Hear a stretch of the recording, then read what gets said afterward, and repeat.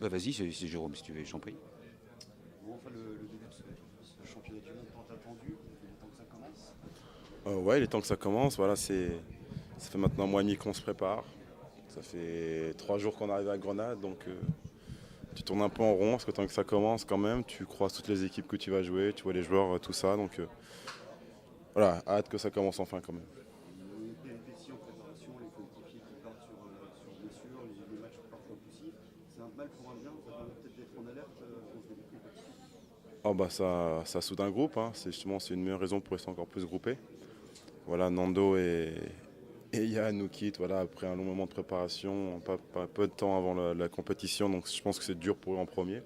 Pour nous, malheureusement, l'équipe va en souffrir, c'est sûr, mais je pense que pour eux qui ont mis autant de travail pour faire cette compétition, de quitter comme ça, c'est dur, mais là, quand même, à nous de rester soudés et de faire une grande équipe de France.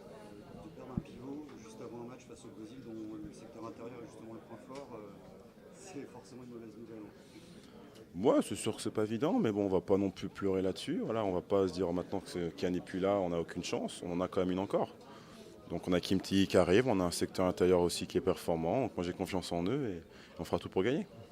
Ce Brésil, justement, on évoquait avec Vincent Collet tout à l'heure, mais pour le grand public, tellement focalisé sur l'équipe de foot du Brésil, qu'on en oublierait presque que ça s'est joué au basket du côté du Brésil. Oh oui, ils savent jouer là-bas au basket, ils savent jouer. Ils ont une grosse équipe. Leurs 3 pivots, leurs 3 intérieurs sont 3 mecs qui startent en NBA.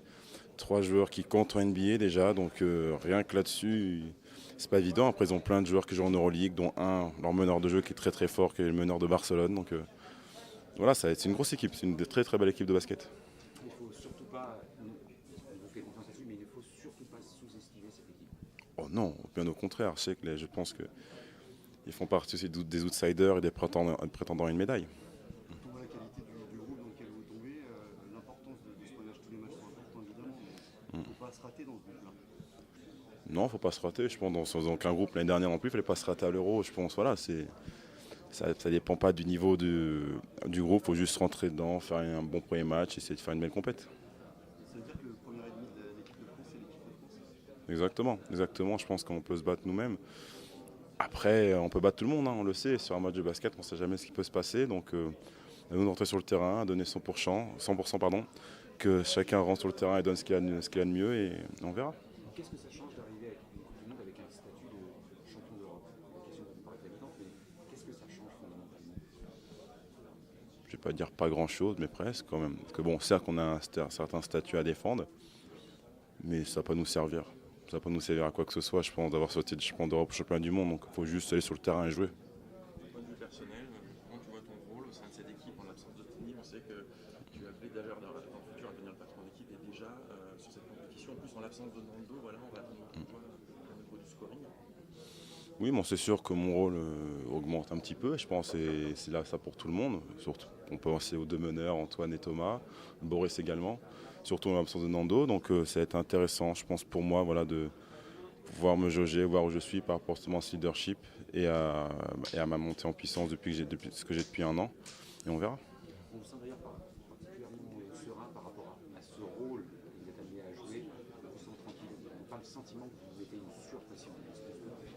Oh, surtout pas. C'est assez excitant, je pense, comme situation. D'être à ma place, voilà, j'ai bossé pour ça aussi. Donc ça fait des années que je bosse pour être le meilleur possible. Donc là, j'arrive en équipe de France avec une possibilité d'être un des leaders de cette équipe dans une Coupe du Monde. Donc je trouve ça assez excitant personnellement. De ce point de vue-là, vous avez franchi un cap par rapport à il y a un an où on a senti que vous étiez mis une pression de tête. Oh, vous arrêtez jamais avec ça, hein. Non, mais ça paraît Mais je me suis mis aucune pression. Mais jamais je me suis mis la pression avec ça. J'ai juste dit que je me devais d'être le meilleur de l'Euro pour être champion d'Europe. Pas que je voulais l'être. Enfin moi, ma compétition l'année dernière, pour moi, elle était intéressante parce que j'ai eu une énorme panne d'adresse, c'est vrai.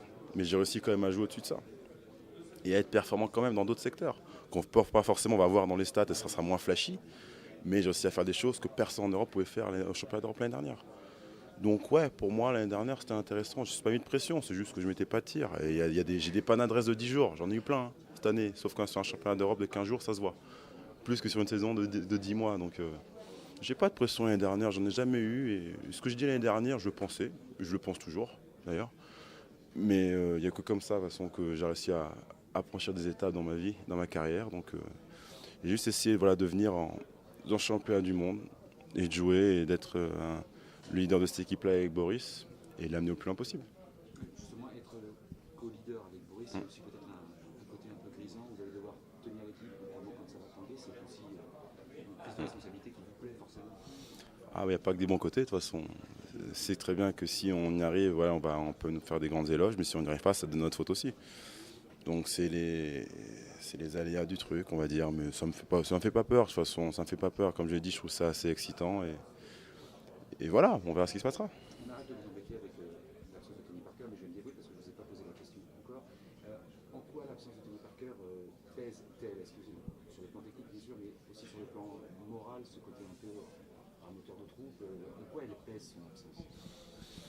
Ben voilà, c'est sûr que quand ça allait pas, on donnait la balle à Superman et puis il faisait de la magie. Donc, mais ça, on a ça en moins. C'est sûr qu'on a ça en moins parce on enlève le meilleur joueur d'histoire du basket français quand même. On est l'un des meilleurs meneurs au monde, l'un des tout meilleurs meneurs au monde, un des meilleurs joueurs au monde. Donc c'est sûr qu'il faut remplacer ça, mais ça se remplace. Ça se remplace pas par un joueur, ça se remplace par tout un collectif. Donc à nous de rester soudés et de jouer ensemble, et pas justement que quelqu'un pense qu'il peut être Superman ou faire comme Tony faisait, parce que là on va tout droit à notre perte. Ça a été un peu votre discours vis-à-vis des jeunes, dire Superman n'est pas là, donc nous ne cherchons pas à jouer Superman, on va distribuer le jeu autrement. Moi, c'est surtout pas faire ça, ce serait la plus grande erreur justement qu'on pense à faire des one-man shows et chacun peut débloquer la situation par soi-même. Donc à nous justement de rester soudés. Bon, des fois, c'est vrai de temps en temps, je pense que Boris ou moi ou même Antoine devront prendre leur responsabilité, prendre des gros tirs, ça c'est sûr. Mais sinon, en général, ouais, on ne pourra pas faire ce que lui fait. Un mot sur l'Espagne, parce que quand même on est en Espagne, les meilleurs ennemis, le 3 septembre, ça va être un match de gala finalement, ça va être une envie de revanche des Espagnols, enfin, quoi tu t'attends. Et un mondial en Espagne, c'est forcément spécial. Je pense pas que ce match va être aussi hypé que tout le monde pense. C'est un match de poule. Hein. C'est pas un quart, ou c'est pas un huitième, ou c'est pas un demi. Voilà, si l'équipe qui perdra, ça fera éliminer. Mais c'est France-Espagne quand même, c'est sûr. Mais voilà, c'est vrai que c'est chez eux, mais c'est un match de poule championnat du monde. Donc c'est un match, le lendemain, chacun des deux rejoint une autre équipe, avancera derrière. Donc oui, ça va être particulier comme d'habitude, mais c'est pas la même sensation qu'on a pu faire sur les 3-4 dernières années. À chaque fois où on jouait le match contre eux, c'était un match coup près. À chaque fois. Donc là, c'est différent. Vous n'êtes là que depuis quelques jours, mais est-ce que vous sentez une ferveur autour de cette Coupe du Monde, première du monde? Est-ce que vous sentez qu'il se passe quelque chose en Espagne autour de cette Coupe du Monde ou pas? Oh oui, je pense que quand tu mets la télé, tu vois toute l'équipe d'Espagne dans chaque pub, toutes les 15 secondes. Donc je pense que ouais, les gens attendent ça avec impatience. Surtout avec ce qui se passe à l'Euro en 2007. Hein. En 2007, c'était chez eux à domicile, ils perdent en finale. Donc ça a été, je pense, un désastre national. Donc là, une Coupe du Monde où je pense que c'est la dernière de Gasol, par exemple, ou de Calderon ou de Navarro. Je pense qu'ils vont vouloir finir en trombe, donc c'est très important pour eux. Alors Nico, certains observateurs voient l'équipe de France, notamment troisième de cette Coupe du Monde. Qu'en pensez-vous? C'est les prédictions. Hein.